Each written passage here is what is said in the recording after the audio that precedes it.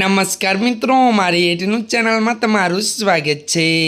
મિત્રો, અત્યારે હાલની સૌથી મોટી અને દુઃખદ ખબર સામે આવી રહી છે।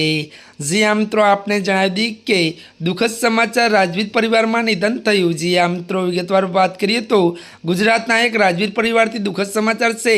ભાવનગરના મહાકૃષ્ણ કુમારસિંહજીના નાના પુત્ર શિવભદ્રસિંહ ગોયલનું નિધન થયું છે। મળતી માહિતી અનુસાર આપને જણાવી દઈએ કે તેમને 91 વર્ષની ઉંમરે અંતિમ શ્વાસ લીધા હતા। ત્યારે મિત્રો વધુ જણાવી દઈએ કે તેમની તબિયત ઘણા સમયથી ખરાબ હતી। તેમના પાર્થિવ દેહને બોતવાડામાં ભાવ વિલાસ ખાતે રખાશે અને તેમને લોકોને તેમના અંતિમ દર્શન માટે કરી શકશે।